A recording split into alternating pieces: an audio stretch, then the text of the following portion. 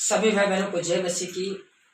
और मैं प्रभु यीशु मसीह का धन्यवाद करता हूँ मेरे प्रियो कि प्रभु ने एक बार फिर से अवसर दिया है कि आप लोगों के सामने कुछ वचन को लेकर आऊँ। हालेलुया।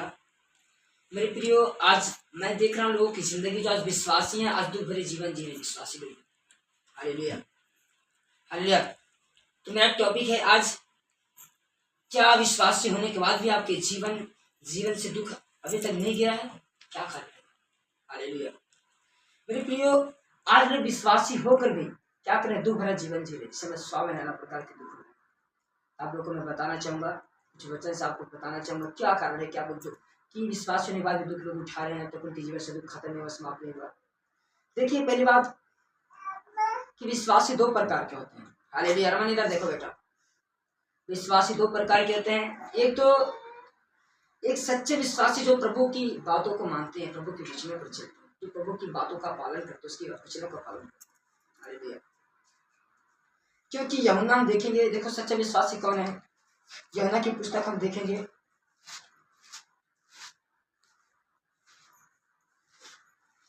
यूहन्ना 14 के 15 आयत में लिखा है, यदि तुम मुझसे प्रेम करते हो तो मेरी आज्ञाओं को मानोगे। समझो, परमेश्वर कहते हैं मेरे बेटे, यदि तुम मुझसे प्रेम करते हो तो मुझ पर विश्वास करते हो ना, यदि तुम अपना पिता मुझे मानते हो, यीशु मसीह कहते हैं, तो कहते हैं मेरी आज्ञाओं को मानेगा।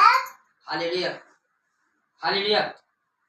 क्योंकि एक बाप तभी अपने बच्चों को सुरक्षित कर पाएगा जब बेटा बाप के कहने के अनुसार चले। समझ बातों को। तो सच्चा विश्वासी जो प्रभु की आज्ञाओं का पालन करते, उसकी बातों को मानते, वही परमेश्वर से सच्चा प्रेम करते हैं, वही अच्छा विश्वासी, पहला विश्वासी है।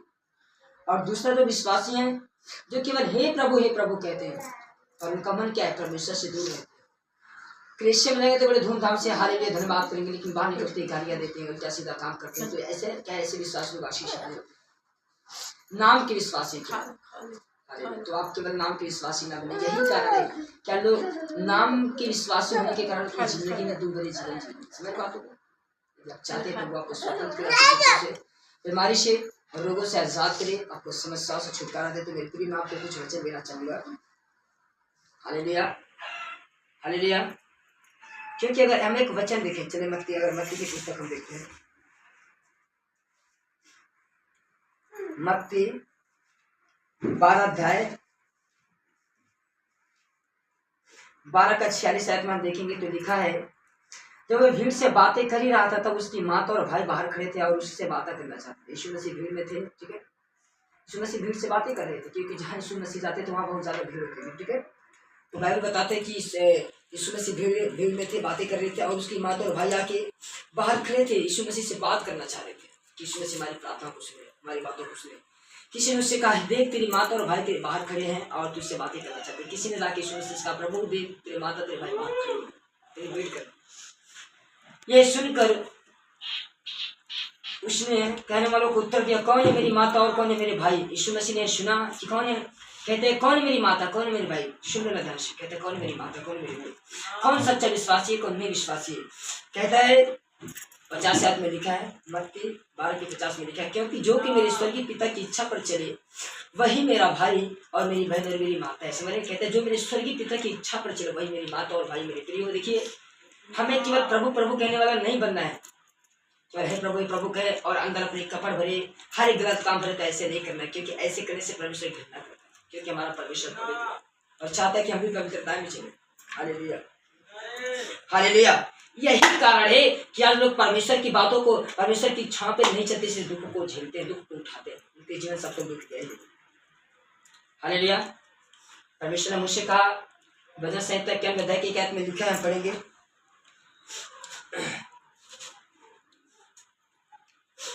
लिखा है, जो परम प्रधान की छाया स्थान में बैठा रहे वह सर्वशक्तिमान के छाया में ठिकाना पाएगा। मेरे प्रियो, परमेश्वर तो ठिकाना देने आज मौजूद हो। कहते हैं जो परम प्रधान के छाया स्थान में बैठा रहे, परम प्रधान परमेश्वर जो सर्वशक्तिमान परमेश्वर, कहते हैं जो परम प्रधान के छाया स्थान पर बैठा, जो उसकी उपस्थिति पर बैठेगा, उससे प्रार्थना करेगा, उससे दुआ करेगा, घुटना टेकेगा, परमेश्वर के सम्मुख बाइबल पढ़ेगा, परमेश्वर के वचन पे चलेगा, मैं कह रहा हूँ, कहता वही सर्वशक्तिमान के छाया में ठिकाना। लेकिन आज लोगों की जिंदगी में यही कमियां है, क्यों परम प्रधान की छाया स्थान में बैठना नहीं चाहते, प्रार्थना में समय नहीं बिताना चाहते, बगैर नहीं करना चाहते। मेरे प्रिय, तो परमेश्वर आपका कहाँ से सुरक्षा करेगा? जो परम प्रधान की छाया स्थान में बैठा रहे वही सर्वशक्तिमान की छाया में ठिकाना पाएगा। और मैं चाहता हूँ प्रभु आपकी जिंदगी में आपको दुखों से, बीमारी से, रोगों से, समस्याओं से छुटकारा दे, आपकी जिंदगी में परमेश्वर आशीष दे। तो आपको परम प्रधान की 6 स्थान में परमेश्वर यहाँ के उसके चरणों पर बैठना पड़ेगा, घुटने मारने पड़ेगा, प्रार्थना करना पड़ेगा, उसके वचनों पर चलना पड़ेगा, बाइबल पढ़ना। हालेलुया। और 51 अध्याय का भजन 51 अध्याय के 7 आयत में लिखा है, तब कहते हैं तेरे निकट 1000 और तेरे दाहिनी ओर 10 गएंगे, परंतु वे तेरे पास ना आएगा। समझ रहे? क्या कहते हैं? तेरे दाहिनी ओर अगर तू मेरे परम प्रधान की 6 स्थान में कहता है परमेश्वर तू बैठेगा, मेरे चरणों पर बैठेगा, मुझसे प्रार्थना करेगा, बातें करेगा, तो कहता है सुन ले, कहते हैं तेरे निकट 1000 तेरे दाहिनी ओर 10 गिरेंगे, फिर भी तुझ पर एक भी विपत्ति नहीं आएगी। क्यों? कहते जो तूने यहोवा को अपना प्राण, कहते हैं क्योंकि तूने हे यहोवा तूने स्थान ठहरा है, तूने जो परम प्रधान को अपना धाम मान लिया है, इसलिए कोई विपत्ति तुझ पर ना पड़ेगी। क्यों? क्योंकि जो आपने परमेश्वर यहोवा को अपना परम प्रधान परमेश्वर को अपना सर्वस्थान मान लिया है कि परमेश्वर मेरा बचने का स्थान है, परमेश्वर मेरा ऊंचा गढ़ है। यदि परमेश्वर को अपना प्रभु मान लिया है तो कहीं इसका यही कारण है कि विपत्ति तुझ पर एक भी विपत्ति नहीं पड़ेगी मेरे प्रियो। इसलिए कोई विपत्ति तुझ पर ना पड़ेगी, ना कोई दुख तेरे डेरे के निकट आएगा। परमेश्वर को अपना परमेश्वर का अपना उद्धार करता मानते, उसके वचन पर चलते हैं। कहते हैं परमेश्वर मेरे चिन्ह पर तुम बैठो, मुझसे दुआ प्रार्थना करते हैं, मेरे चिन्ह पर ना चलते हैं। तो कहते हैं इसलिए मेरे बेटी मेरा बेटा जो तुमने मुझे अपना संस्थान माना है, तो याद रखना परमेश्वर कहता है तुझ पर भी विपत्ति नहीं आएगी, तुझे सुरक्षित रखूंगा। Hallelujah, hallelujah. इसलिए मेरे प्रियो भजन संहिता 34 अध्याय में कहते हैं परमेश्वर का वचन पढ़ेंगे हम। हालेलुया।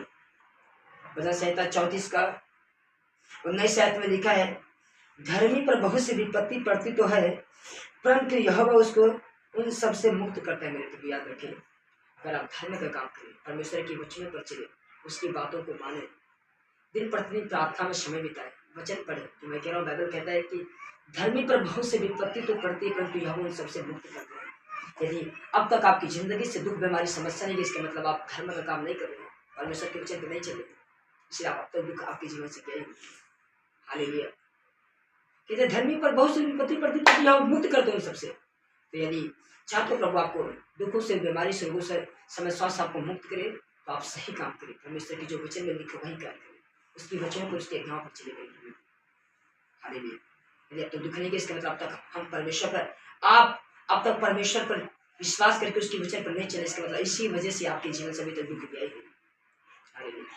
तो देखिए, मैं एक समय था, मैं नशा पत्ती करता था, हर गलत काम करता था, ठीक है, मैं बुराई में था, बहुत सारी फालतू काम में फंसा था। लेकिन जब मैंने परम प्रधान के 6 स्थान पर बैठना चालू कर दिया, प्रार्थना में समय बिताना चालू कर दिया, बाइबल पढ़ना चालू कर दिया, सच में मेरे प्रियो परमेश्वर मुझे सारी विपत्ति से छुड़ा लिया। आज मैं स्वतंत्र अच्छा हूं। तो मेरे प्रियो आप भी विश्वास रखें, आप भी सर्वशक्तिमान की 6 मिनट बैठे, देखना परमेश्वर आपकी जिंदगी में अपनी आशीषों को देगा। यीशु के नाम से आपके जीवन से सारे दुखों को, सारी बीमारी को, सारी समस्या को वो खत्म करेगा यीशु मसीह के नाम में। हालेलुया।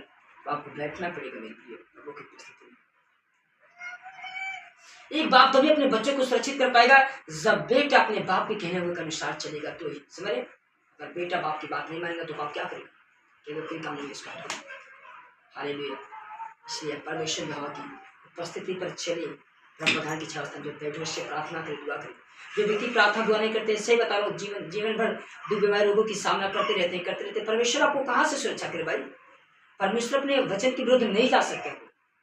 अगर पढ़े लूका केस का 33 में लिखा है, चल जाएंगे मेरी बातें नहीं टलेगी, इसका मतलब परमेश्वर कहते हैं मेरे वचन पर चलेगी, तो याद रखना तेरे लिए आशीष का कारण है।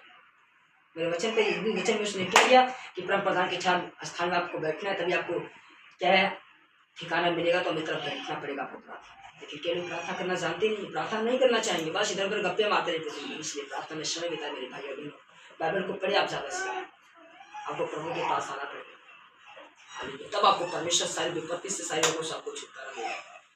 मत्ती 11:28 में लिखा है, हे सब परिश्रम करने वालों और बोझ से दबे हुए लोगों, कहता है मेरे पास मैं तुम्हें विश्राम दूंगा। मेरे प्रियो, तो किसी प्रकार के आप बोझ से दबे क्यों ना हो, आपको यीशु मसीह के पास आना पड़ेगा, उसके चरण पर आपको बैठना पड़ेगा, उसको अपना प्रभु मानना पड़ेगा, उसे प्रार्थना करना पड़ेगा।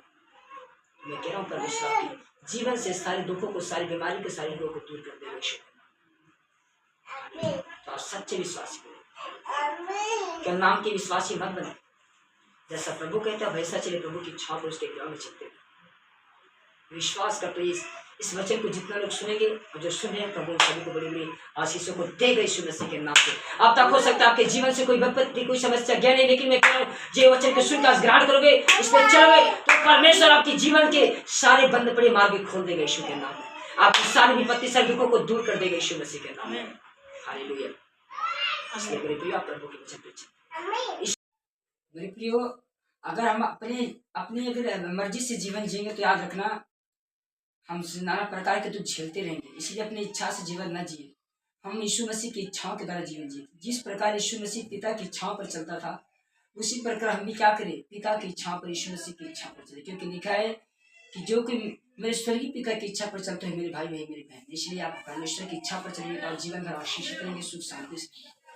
अगर एक आपको उदाहरण देना चाहता हूँ कि लूका अगर 15 के 18 में देखे तो लिखा उड़ा पुत्र का कहानी, आप लोग को पता उड़ा पुत्र का दृष्टांत। उड़ा पुत्र अपने बाप से क्या किया, अपने सारी संपत्ति को बंटवा लिया और लेके कहाँ चले गया, दूर देश पे चले गया। कुकर में सारे धन संपत्ति को बहुत सारे दुखों को झेला हो, समस्याओं का सामना कर बहुत दुख झेला। लेकिन जब अपने आप में आया तो बाइबल बताता है क्योंकि अपने बाप से माफी मांगा कि मैंने बहुत गलती कर दिया स्वर्गीय विषय के विरुद्ध में। तो इसलिए मेरे प्रियो दर दर के ठोकरे खा रहा था, तो हमें ऐसे नहीं करना, अपनी इच्छा से जीवन नहीं जीना, हमें ईश्वर की पिता की इच्छा पर चलना। जैसे परमेश्वर कहता है हम ऐसा जीवन जिए तो याद रखे परमेश्वर हमें आशीषित करेंगे।